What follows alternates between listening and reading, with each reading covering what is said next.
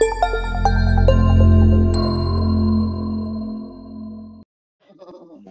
kita buka pertemuan dengan bersama membaca basmalah. Bismillahirrahmanirrahim. Assalamualaikum warahmatullahi wabarakatuh. Waalaikumsalam warahmatullahi wabarakatuh. A'udzubillahi minasyaitonirrajim. Bismillahirrahmanirrahim. Alhamdulillahi rabbil alamin. Wassalatu wassalamu ala asyrafil anbiya'i wal mursalin wa ala alihi wa sahbihi ajma'in. Allahumma rabbana atina min ladunka rahmah wa hayyi' lana min amrina rasyada. Amin ya rabbal alamin. Alhamdulillah, dengan izin dan karunia Allah juga kita dapat bertemu kembali. Dan pada kesempatan yang pertemuan 9 ini kita akan mengkaji surah yang ke-9, sebuah surat yang istimewa karena dari 114 surat yang ada di dalam Al-Quran, inilah satu-satunya surah yang tidak bertuliskan basmalah. Jadi kalau kita punya mushaf, kita lihat surat Al-Fatihah ada basmalahnya. Al-Baqarah ada basmalahnya. Ali Imran ada basmalahnya. Sampai ke surat ke-8 kemarin masih ada basmalah. Tulisan bismillah di awal. Tapi surat Al-Taubah tidak ada basmalahnya. Kalaupun ada tulisan di awal, itu tulisannya diganti dengan kata-kata A'udzubillahi samil alim. Jadi diganti dengan ta'awuz. Tidak ada basmalah. Jadi sekali lagi, surah At-Taubah ini adalah satu-satunya surah yang tidak tertulis basmalah atau bismillahirrahmanirrahim. Itu makanya kalau kita membaca surah At-Taubah dari awal, nah itu kita dimakruhkan, dilarang kita membaca bismillah. Jadi kalau kita sudah selesai kemarin, umpamanya sampai akhir surah Al-Anfal, Innallaha bikulli syai'in alim. Kita ingin sambung, jangan baca basmalah. Nah, begitu juga kalau kita memulai membaca Quran dari surah At-Taubah, jangan baca basmalah. Ta'awuz boleh. A'udzubillahi minasyaitonirrajim. Itu langsung gitu. Bara'atum. Jangan pakai basmalah karena memang sinyal basmalah tidak tertulis di awal surah At-Taubah. Nah, itulah dia surah yang istimewa ini, surah At-Taubah, satu-satunya surah yang tidak memakai tulisan basmalah di mushaf, dan dalam prakteknya ketika memulai membaca surah ini kita tidak membaca basmalah, hanya ta'awuz saja. Itu satu keistimewaannya. Kedua, surah At-Taubah ini mempunyai nama lain yang sama populernya.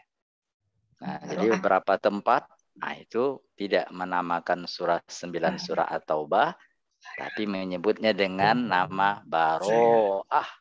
Seperti yang tertera di pembuka surah ini.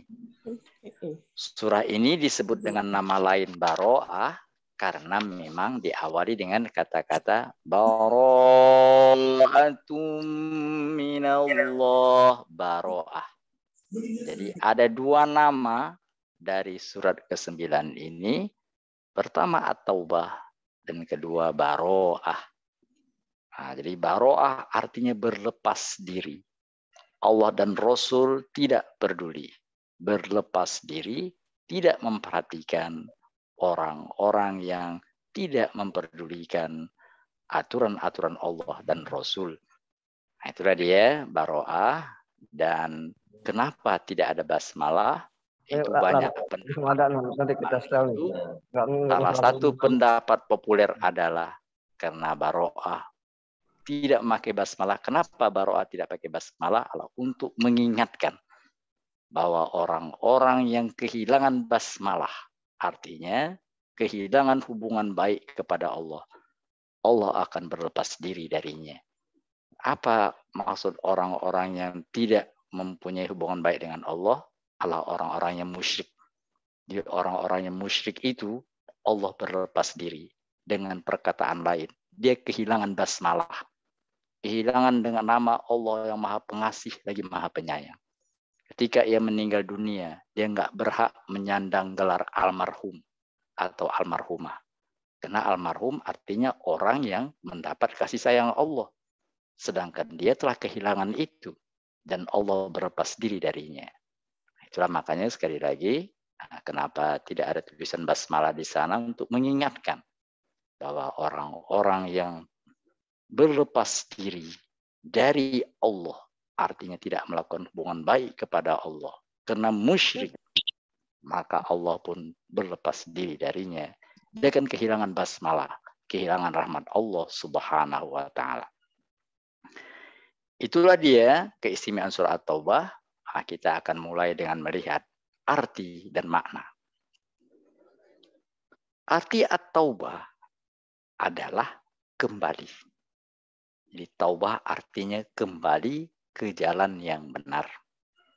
Kita dalam hidup ini hendaknya mengarah kepada tujuan yang benar, yaitu mencari ridho ilahi. Tapi terkadang kita melakukan kesalahan. Jadi ibarat orang berjalan di jalan tol, seharusnya sampai ke Bandung, tapi rupanya di tengah jalan dia keluar tol, kira-kira begitu.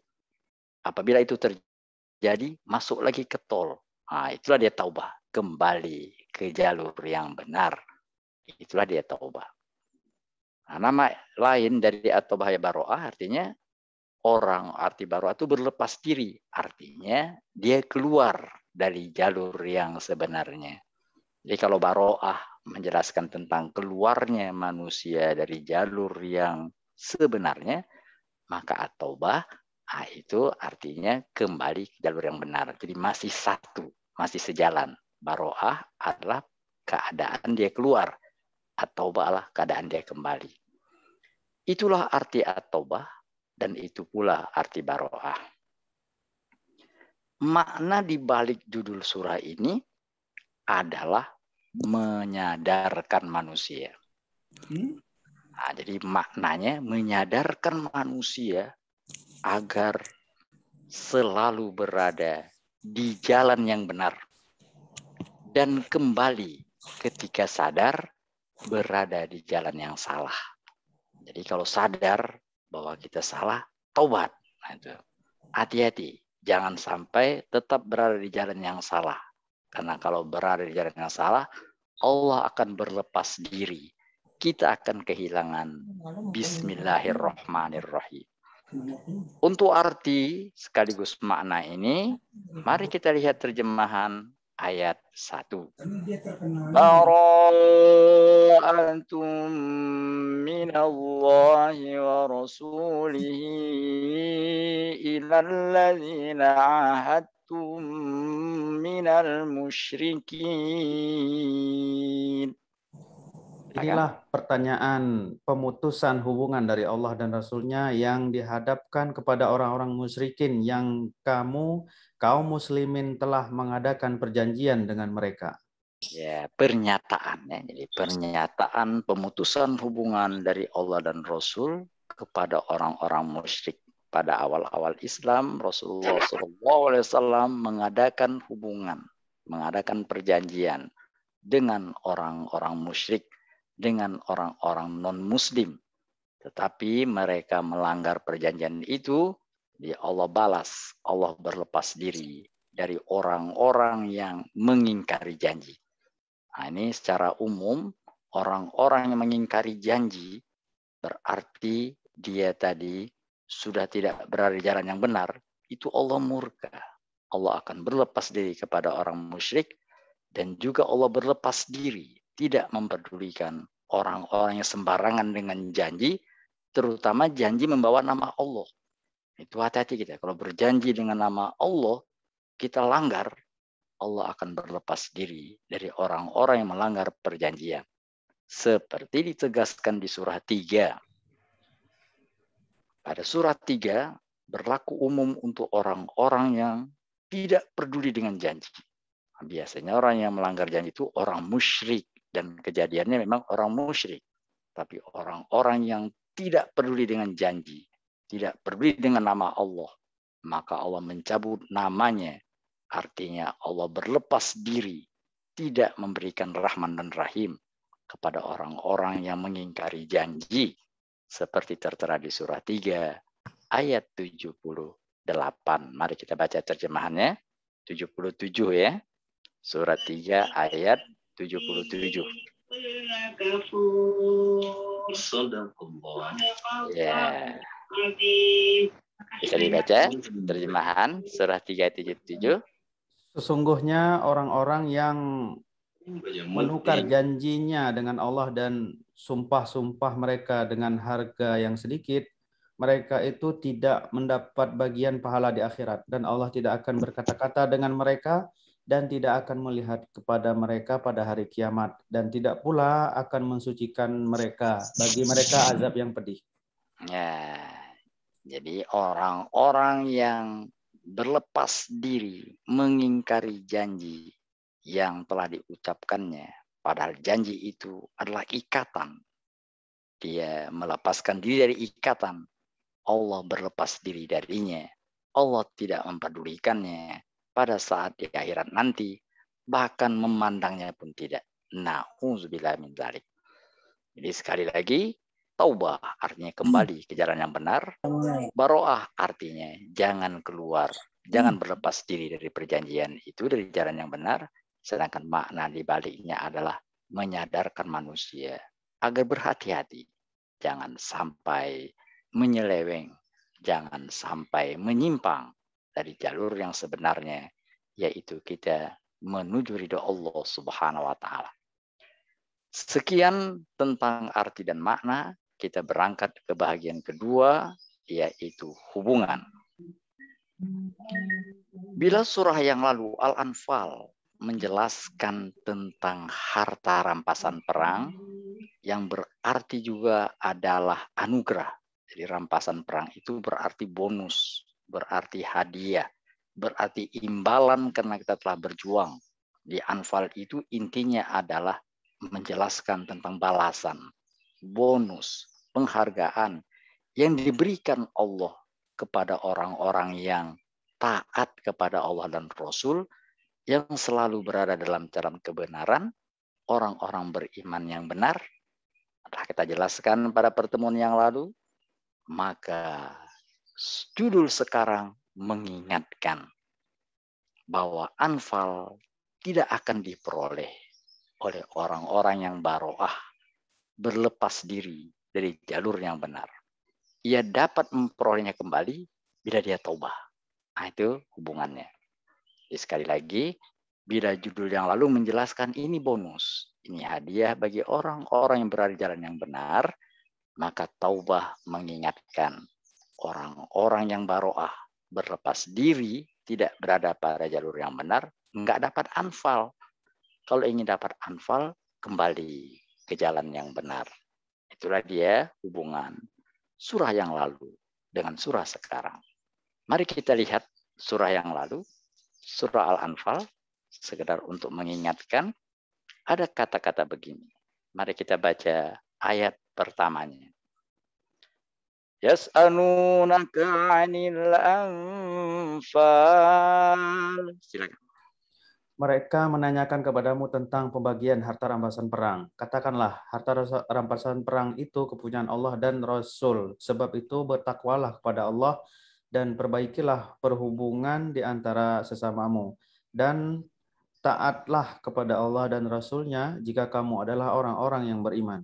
Nah, intinya itu, taat kepada Allah dan Rasul-Nya jika kamu beriman. Karena kalau benar kamu taat kepada Allah dan Rasul, kamu dapat Anfal. Anfalnya apa? Nah, Anfalnya di ayat 4 dikatakan begini. Lanjut ayat 4. Tadi ayat 1, sekarang kita beralih ke ayat 4. Orang-orang yang beriman itu bagaimana? Itulah orang-orang yang beriman dengan sebenar-benarnya. Mereka akan memperoleh beberapa derajat ketinggian di sisi Tuhannya dan ampunan atas rezeki nikmat yang mulia. Ya, orang-orang yang tadi taat kepada Allah dan Rasul itu mendapatkan anfal. Walaupun tidak secara fisik, tapi orang-orang beriman dijadikan Allah dalam bentuk yang menantinya, yaitu derajat yang tinggi, ampunan, dan rezeki yang mulia. Itu telah kita jelaskan. Jadi anfal itu tidak semata-mata rampasan perang secara fisik, tapi anfal diberikan kepada orang yang berjuang untuk tetap taat kepada Allah dan Rasul. Dan itu mereka tetap mendapatkan derajat yang tinggi, ampunan dan rezeki yang mulia. Nah, itulah dia kaitan antara surah Al-Anfal dengan surah yang sedang kita kaji, At-Taubah. Itu makanya surah At-Taubah dimulai dengan berlepas diri Allah dan Rasul. Jadi Allah dan Rasul berlepas diri kalau orang-orang tidak taat kepada ajaran Allah dan Rasul. Dan itu dilakukan oleh orang-orang musyrik. Sekian tentang hubungan. Nah, kita sampai kepada inti pembahasan kita, yaitu pesan-pesan.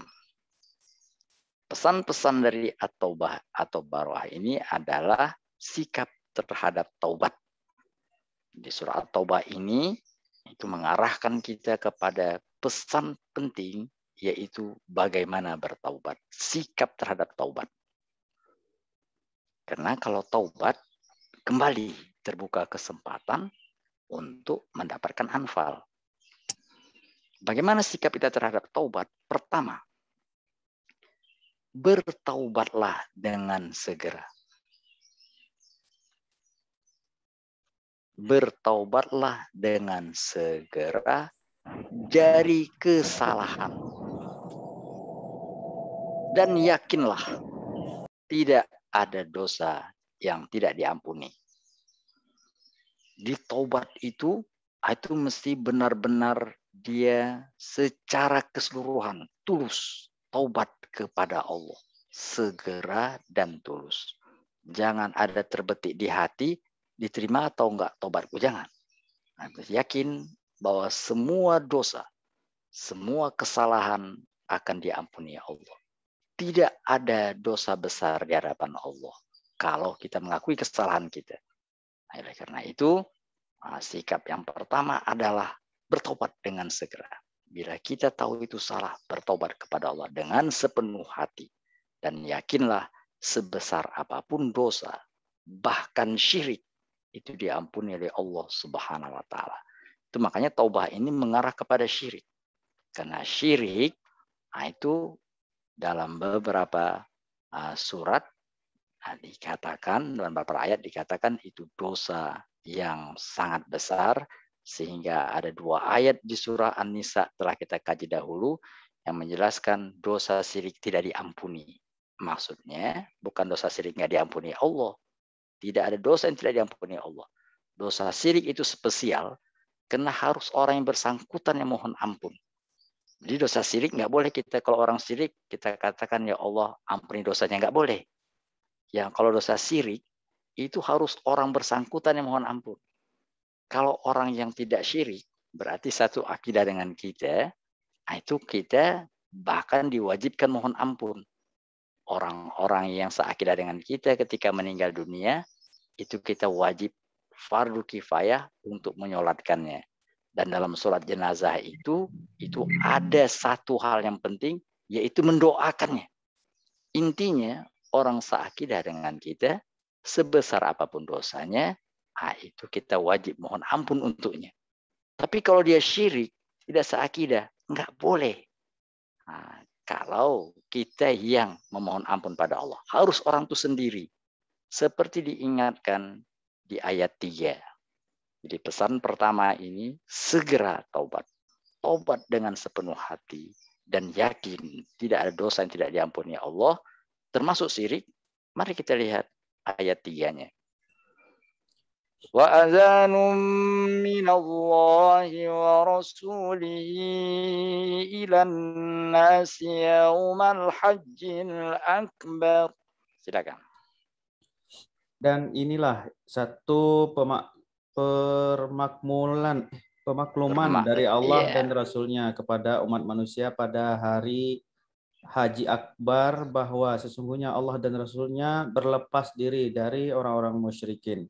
Kemudian jika kaum musyrikin bertaubat, maka bertaubat itu lebih baik bagimu. Dan jika Itu dia, kamu... titik dulu. Jadi kalau kamu bertobat orang musyrik itu baik.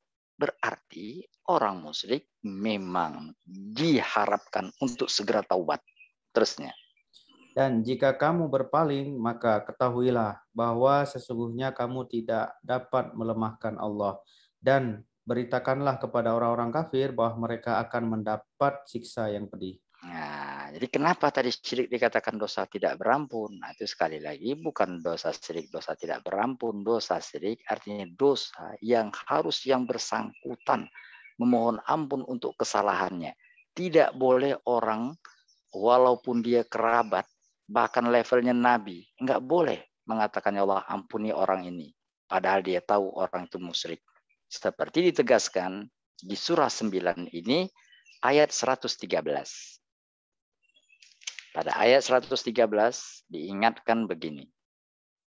Maka nalin nabi walladzina amanu ayyastaghfiru lil musyrikin walau kanu uli qurba min ba'di ma tabayyana lahum annahum ashabul jahim. Silakan. Tiadalah sepatutnya bagi Nabi dan orang-orang yang beriman memintakan ampun kepada Allah bagi orang-orang musyrik. Walaupun orang musyrik itu adalah kaum kerabatnya. Sesudah jelas bagi mereka bahwasanya orang-orang musyrik itu adalah penghuni neraka jahanam. Nah, setelah jelas maksudnya kalau dia sudah mati, itu nggak bisa lagi mohon ampun untuk orang musyrik. Kalau dia masih hidup, bukan mohon ampun. Tapi kita boleh mendoakan orang musyrik kalau masih hidup, doanya mohon kepada Allah agar terbuka hatinya. Itulah yang dilakukan Nabi, sehingga Umar bin Khattab yang ketika itu musyrik, didoakan Nabi semoga terbuka hatinya masuk Islam. Jadi mendoakan orang musyrik, ini yang nggak boleh mendoakan ampunan. Tapi kalau mendoakan kepada Allah semoga terbuka hatinya dan orang itu masih hidup, itu boleh. Dan itu pernah dipraktikkan oleh Rasulullah SAW dan berhasil dengan Islamnya Umar ibn Khattab yang semula musyrik dan memusuhi Islam. Jadi sekali lagi, tidak boleh atau jangan sampai terbetik di hati bahwa tidak ada dosa yang tidak ada ampunnya Allah. Bertaubatlah dengan tulus, karena kalau tidak bertobat, itu Allah akan berlepas diri. Seperti ditegaskan di surat 25. Pada surat 25, orang-orang yang musyrik, orang-orang yang membunuh, orang-orang yang berzina, itu kalau tidak tobat, dia akan mendapatkan kehinaan yang abadi.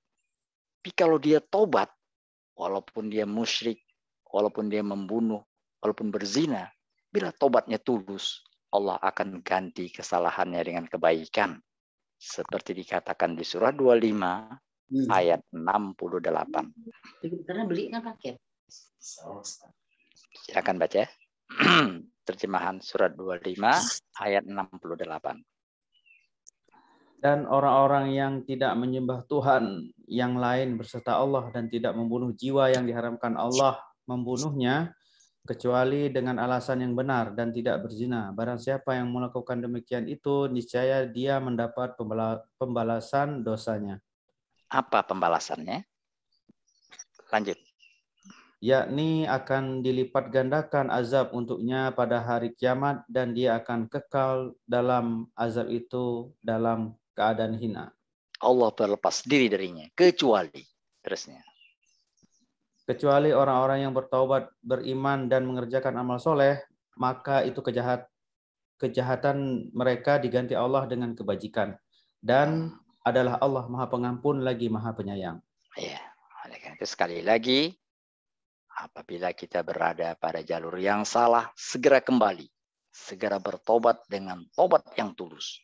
Dan yakinlah, sebesar apapun dosa itu, mudah bagi Allah untuk mengampuninya.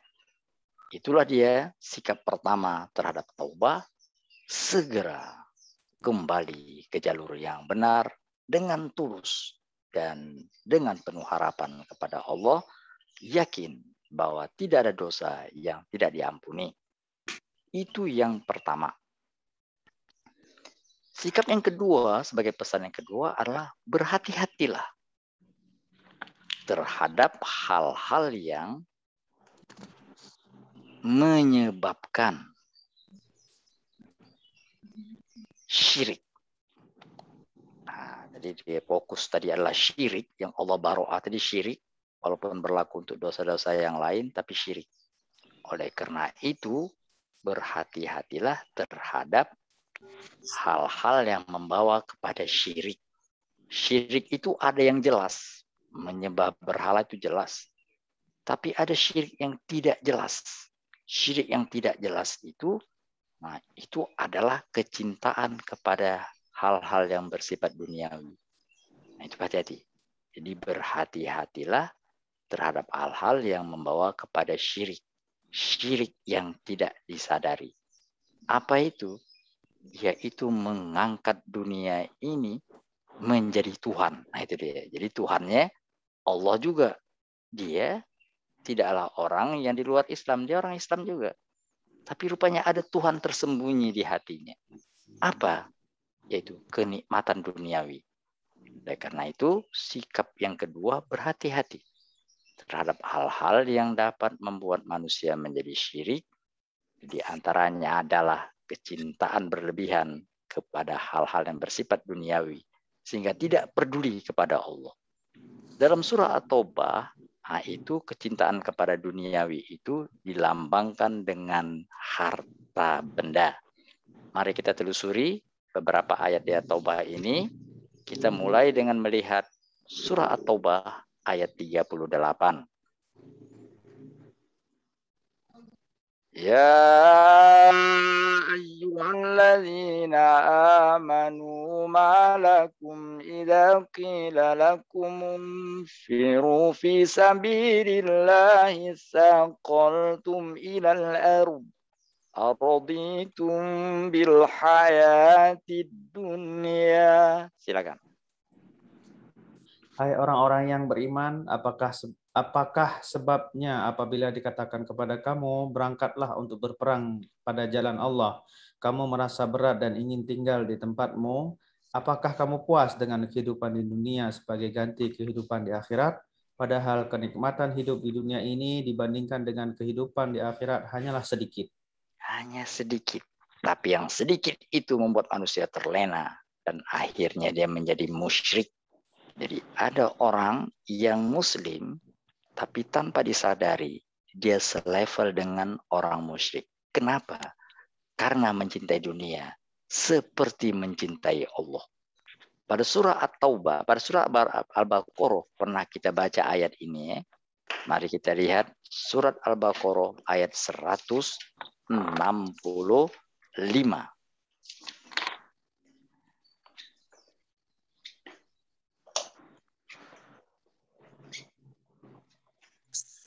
Ya, surah Al-Baqarah ayat 165 menjelaskan ada Tuhan yang lain.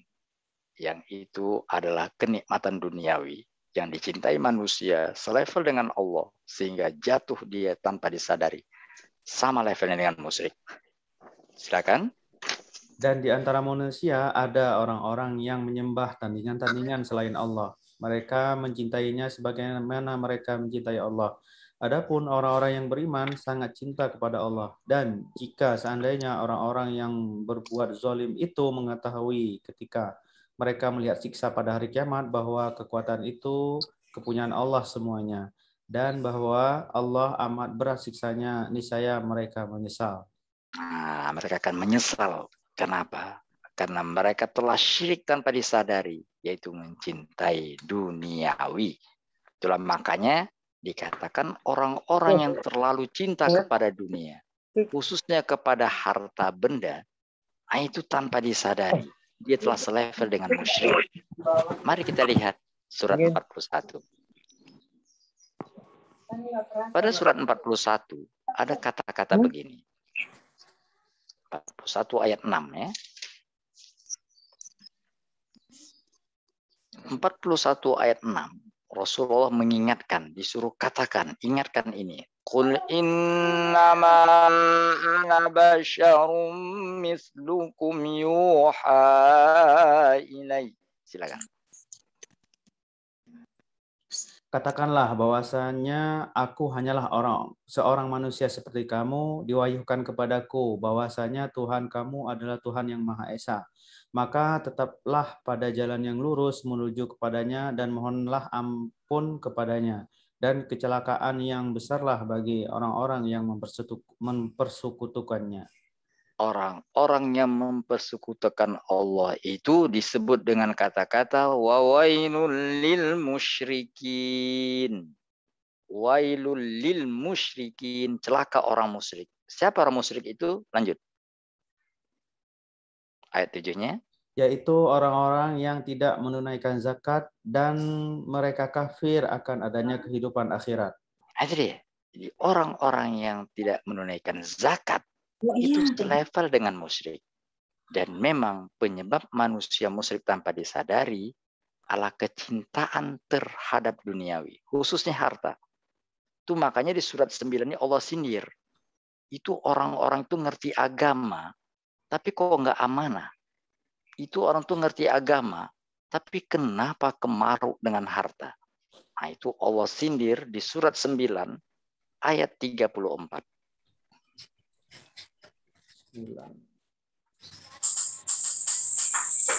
Pada surat 9 ayat 34 dikatakan ya ayyuhalladzina amanu.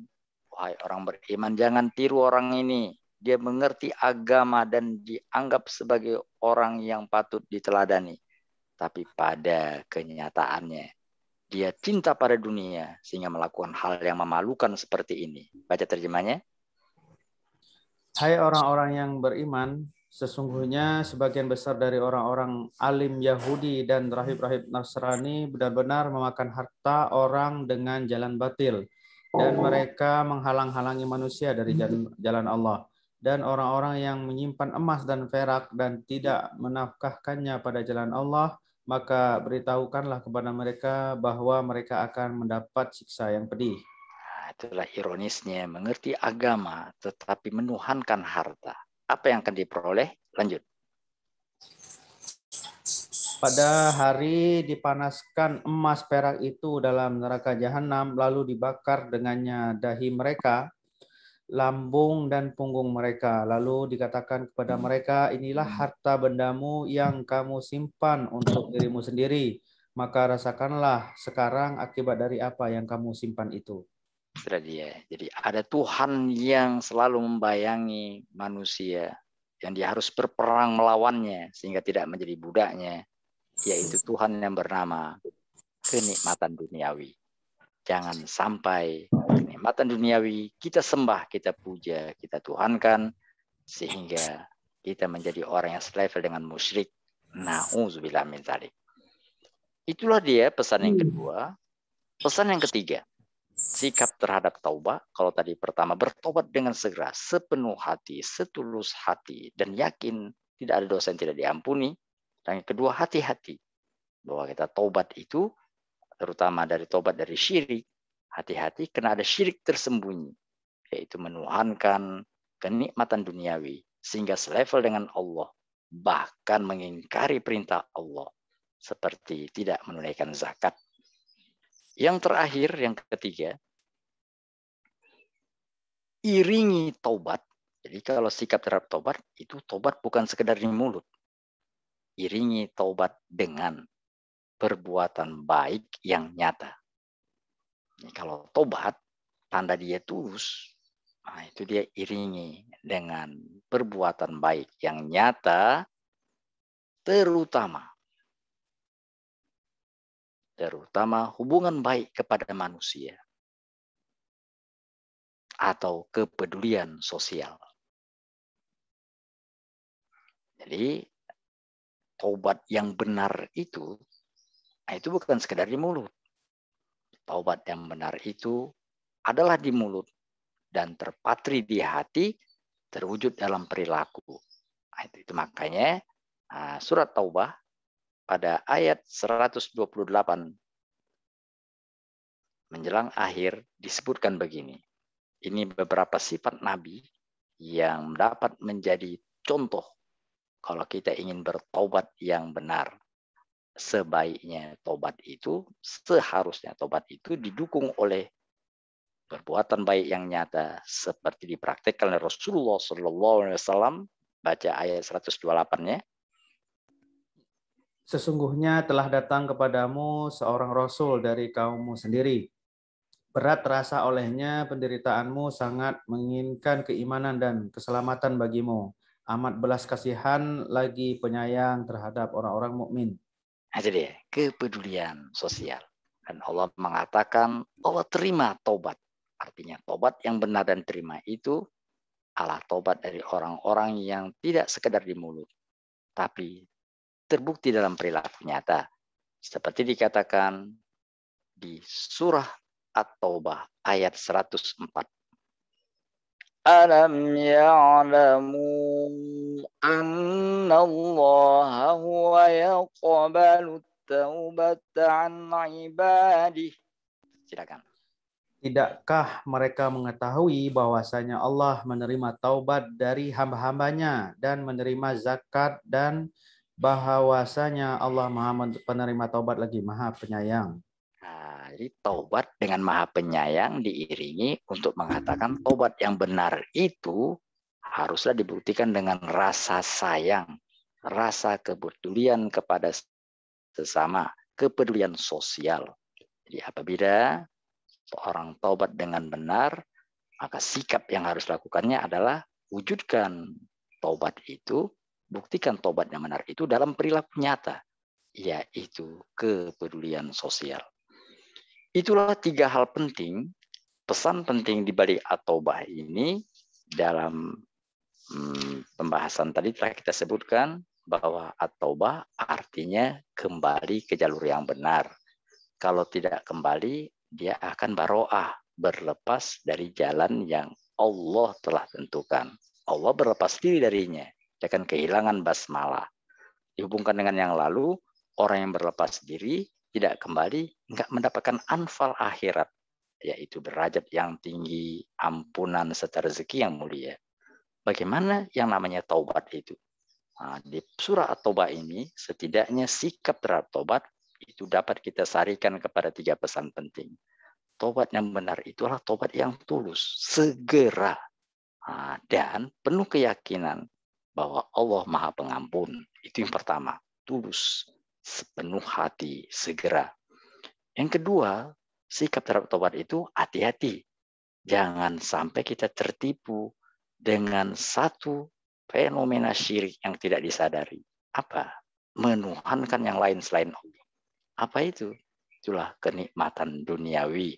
Dalam contoh-contoh tadi adalah kenikmatan duniawi itu karena harta. Jadi harta bisa menjadi Tuhan tandingan dari Tuhan yang Maha Pengasih lagi Maha Penyayang.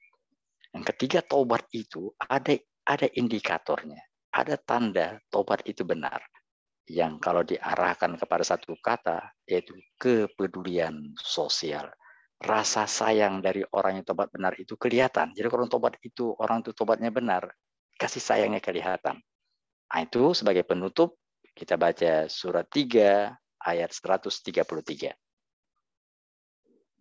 وَسَارِعُوا إِلَى مَغْفِرَةٍ مِّن رَّبِّكُمْ وَجَنَّةٍ. Dan bersegeralah kamu kepada ampunan dari Tuhanmu dan kepada surga yang luasnya seluas langit dan bumi, yang disediakan untuk orang-orang yang bertakwa. Segera kepada taubat, karena pintu surga, anfal masih kau peroleh. Apa cirinya? Taubat itu yang benar. Lanjut.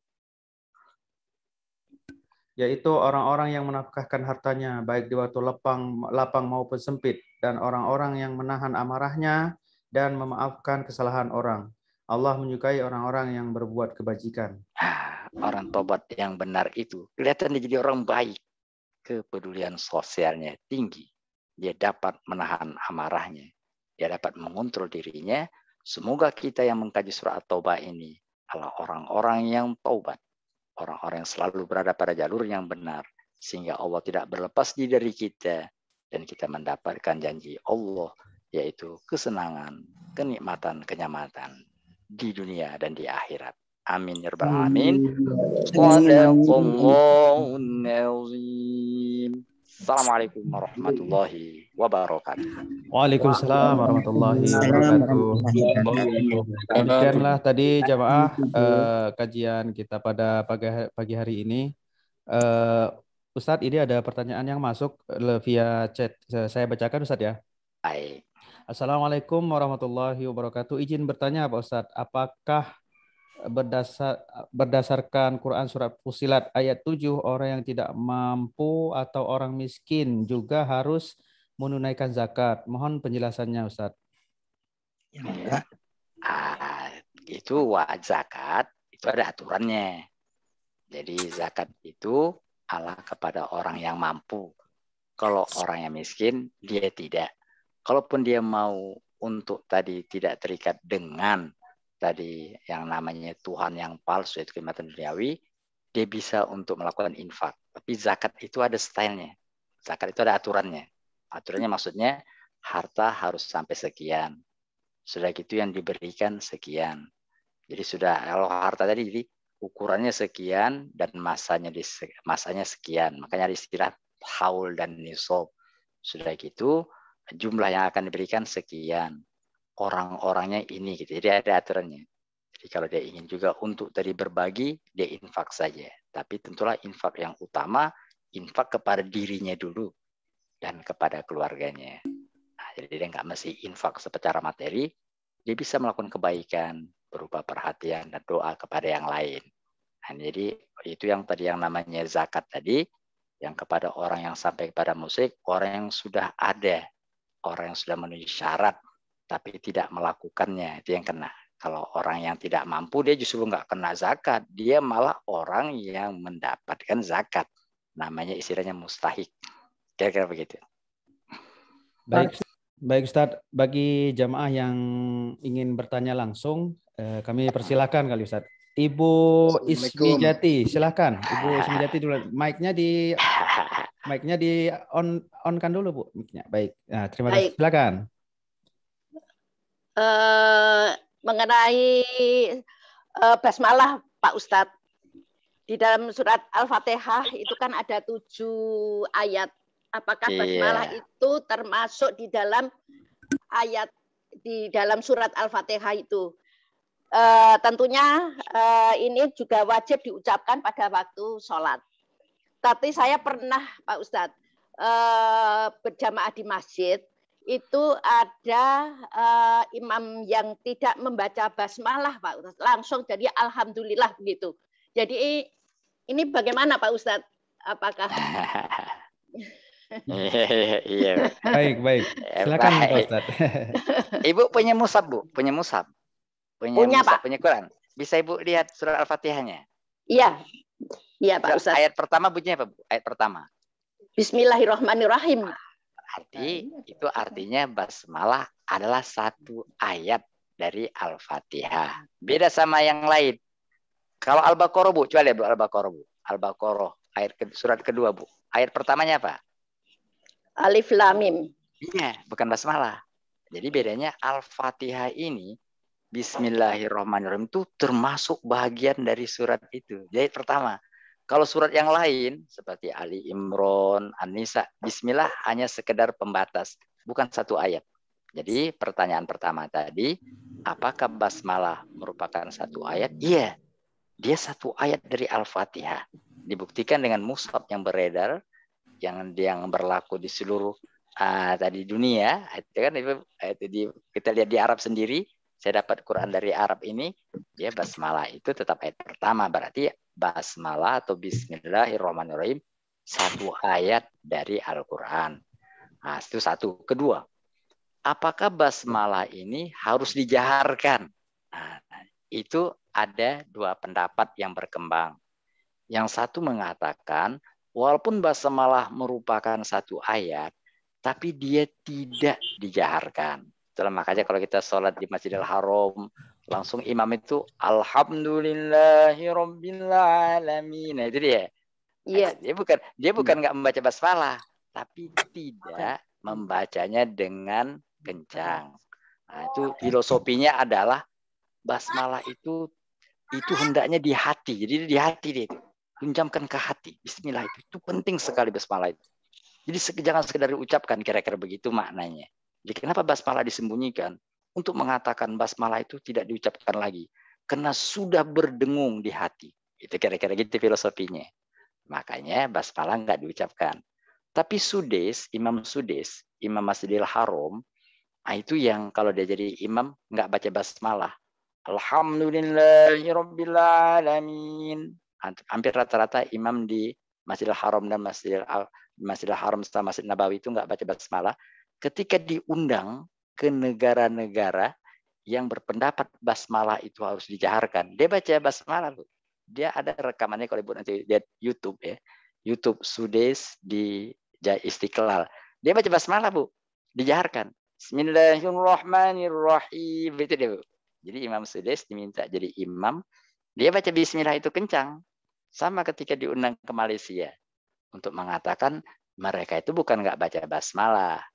Tapi ada satu pendapat mengatakan basmalah itu hendaknya menghunjam ke hati. Nggak usah diucapkan lagi. Sudah di hati. Nah, kira-kira gitu. Makanya langsung Alhamdulillahirabbil alamin. Yang satu lagi basmalah kan satu ayat. Jadi baca aja, ada gitu. Dan dua-dua ini dasarnya dari sahabat Rasulullah SAW yang mendengarkan perilaku Rasulullah. Artinya Rasulullah juga pernah membaca kencang, Rasulullah juga pernah tidak membaca kencang. Jadi dua-dua nggak salah, Bu. Jadi jangan takut kalau nanti imamnya nggak baca basmalah, bukan nggak baca. Dia tidak menyaringkan bacaan basmalah. Kira-kira begitu. Baik, sudah jelas ya Ibu ya, insya Allah ya Bu. Baik, pertanyaan yang langsung silahkan. Yang Waalaikumsalam. Ya. Pak Ustadz. Pak Ikhwan, silahkan Pak Ikhwan. Ya, Ikhwan, Mbak. Ini Pak Ustadz, kadang-kadang kita ini pada saat tahiyat itu kan jari saat pertama, ada yang nanti sesudah syahadat itu. Gimana Pak Ustadz? Oh, yang menggerak-gerakkan tari telunjuk itu Pak ya? Iya, yang telunjuk, jari telunjuk itu. Ada yang saat awal, ada yang sudah kalau sudah itu yang mana kadang-kadang anak-anak tanya. Gimana itu, Pak? Iya, itu memang dalam masalah itu ada beberapa versi. Tapi itu tidaklah termasuk hal yang prinsip. Dalam artian tidak mengganggu sholat. Jadi seandainya dia pun nggak gerak-gerakan, itu nggak batalkan sholat. Nah, jadi menggerakkan tadi langsung dari awal boleh. Tidak menggerakkannya kecuali waktu illallah boleh. Toto nggak menggerakkan sama sekali. Jugalah tidak membuat sholatnya menjadi batal.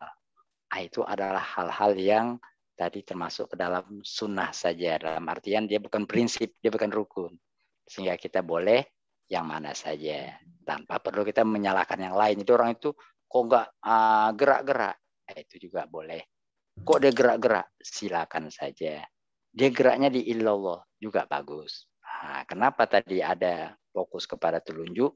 Sebenarnya kalau tadi itu ya, kalau kita kaitkan dengan kajian kita, telunjuk itu sama dengan artinya isyarah ya. Kalau tadi dikatakan dalam bahasa Arab, telunjuk itu namanya isyarah. Itu namanya jari telunjuk untuk menunjuk. Itu kenapa tadi digerakkan? Kenapa khusus dalam sholat itu jari telunjuk itu sangat penting. Itu untuk mengingatkan kita jangan sampai tujuan kita salah. Itu aja. Ini intinya itu cuma. Jadi boleh kalau kita sudah sadar itu, boleh kita gerak-gerakan untuk mengatakan kita aktif. Tetap kita tadi itu aktif kepada tujuan yang benar. Bisa juga illallah untuk mengatakan kita fokus pada tujuan kita hanya Allah. Bisa juga tadi seperti tadi diam aja. Seperti basmalah ada yang diam aja kira-kira gitu. Jadi nggak ada masalah. Apa aja boleh. Pak. Itulah namanya keluasan hukum Islam. Iya boleh pakai beberapa versi. Baik, udah insya Allah paham ya Pak Ikhwan ya. Ustaz boleh tanya? Boleh. Said. Boleh, silakan Ibu. Bismillahirrahmanirrahim. Assalamualaikum warahmatullahi wabarakatuh. Pak Ustadz mau tanya. Ya. Saya pernah baca ada surat di Al-Quran yang menyatakan bahwa ampunan itu hanya diberikan kepada orang yang tidak tahu apa yang telah dilakukan itu adalah salah. Ini bagaimana menurut Pak Ustadz? Saya lupa surat berapa dan ayat berapa. Surat 4 dia Bu. mengatakan bahwa ampunan itu hanya diberikan kepada orang yang tidak tahu atas perbuatannya itu, bahwa itu salah. Iya. Itu Bu, mungkin Ibu masuk surat 4 kali Bu ya. Surat 4 ayat 17, silakan baca. Innamat taubatu 'ala Allahi lilladzi Bismillahirrahmanirrahim. Sesungguhnya bertobat kepada Allah itu hanya pantas bagi mereka yang melakukan kejahatan karena tidak mengerti. Kemudian segera bertobat. Tobat mereka itulah yang diterima Allah. Allah Maha Mengetahui, Maha Bijaksana. Yes, itu ayat ini Bu artinya kalau tobat itu baiknya kalau kita nggak ngerti. Kalau sudah ngerti maunya jangan buat kesalahan. Nah itu maksudnya. Itu artinya untuk mengingatkan jangan sudah tahu tapi lakukan kesalahan. Yang pantas bertobat itu sebenarnya kalau orang nggak ngerti, oh ya aku salah gitu. Kalau sudah ngerti itu dia nggak pantas lah bertobat. Dia kan sudah tahu, kira-kira begitu. Tadi disindir di ayat bahasan kita, udah ngerti agama kok melakukan hal yang dimurkai Allah. Nah itu untuk menunjukkan betapa tidak pantasnya orang yang tahu berbuat salah. Tapi bukan berarti bahwa tobat orang-orang yang salah nggak diterima. Kenapa? Karena ada bandingannya di surat 39. Nah, Ibu ketika membaca surat 4 ayat 17 harus dibandingkan dengan surat 39 supaya pengertiannya jadi paripurna. Kalau enggak nanti kita pikir cuma ini. Ada bandingannya di surat 39. Surat 39 ayat 53 mengatakan begini. Orang ini kelewat batas, udah ngerti buat dosa juga. Apakah diterima? Ya diterima. Tapi dia harus perbaiki diri ya. Kira-kira begitu. Kelewat batas. Dia sudah ngerti ngajarin orang lagi. Tapi kok buat salah. Kalau dia tobat gimana? Allah terima. Lanjut. Dan katakanlah kepada. Dibaca ya Ustaz. Ya. Bismillahirrahmanirrahim. Katakanlah, wahai hamba-hambaku yang melampaui batas terhadap diri mereka sendiri. Janganlah kamu berputus asa dari rahmat Allah. Sesungguhnya Allah mengampuni dosa-dosa semuanya. Sungguh dialah yang Maha Pengampun, Maha Penyayang. Nah, kira maksudnya gini Bu. Ya Allah, aku ngerti tapi buat dosa, apa enggak kau ampuni? Allah katakan, udah, kau kelewat batas, tapi aku Maha Pengampun. Udah, tobat aja. Kira-kira gitu Bu. Jadi gitu cara membuat dia menjadi sinkron. Baik, sudah jelas ya Ibu ya. Pak Ketua Umum Pak Syahril mungkin ada yang ingin disampaikan, kami persilakan Pak. Assalamualaikum. Mic-nya Ustadz di. Waalaikumsalam. Ya, bentar. Ya, Pak Syahril. Dr. Junaidi nih, mohon maaf, boleh saya sebelum Pak Syahril ini kan? Boleh. Saya terus terang Ustadz agak sedikit tergelitik tentang masalah ampunan dan terima taubat ini Ustadz. Iya. Fenomena yang sekarang terjadi dan itu saya kebetulan dapati di teman dekat saya Ustadz. Teman saya ini paham sekali dia dengan seperti tadi yang terakhir ayat surat ke-39 yang Ustadz sampaikan. Yeah. Paham sekali tentang ilmunya. Tapi terus terang dia pakai sekali surat ke-39 itu sudah melewati batas gitu. Tapi dia yakin sekali bahwa Allah akan ampuni. Nah ini fenomenanya kalau saya ngelihat tidak satu orang, Ustaz. Banyak sekali. Bukan hanya pejabat, tapi juga mohon maaf nih masyarakat umum saya lihat. Terutama dalam mendapatkan rezeki. Begitu beratnya fitnah dalam hidup kita, terutama masalah rezeki, Ustaz. Apapun akan kita lakukan untuk kita bisa memberikan rezeki kepada keluarga kita. Nah, kira-kira, mohon maaf nih Ustaz, apakah yang kita baiknya lakukan, terutama nih mohon maaf dari institusi misalnya masjid atau institusi ustadz, kiai, pemuka-pemuka agama ini menyikapi bagaimana kita bisa memberikan rezeki yang halal dan berkah untuk anak-anak dan keturunan kita. Karena kalau orang, apalagi yang pejabat-pejabat, Ustadz, mereka tahu, tapi ya sudah, nanti saya di tua hari saya nanti, hari tua saya nanti saya bertaubat. Bahkan mohon maaf Ustadz, fenomenanya sekarang banyak yang pejabat-pejabat dulu waktu menjabat, mohon maaf ya, jahatnya bukan main, sekarang jadi pendakwah sekarang. Terima kasih Ustadz.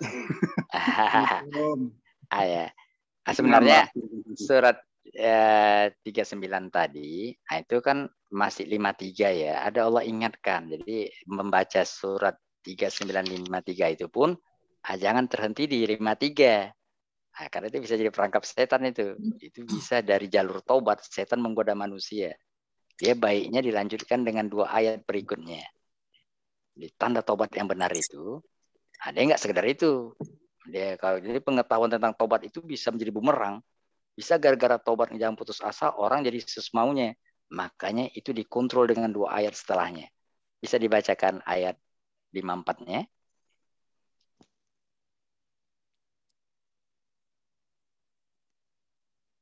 Ayat 54. Ya, silakan. Kembalilah kamu kepada Robmu dan berserah dirilah kepadanya.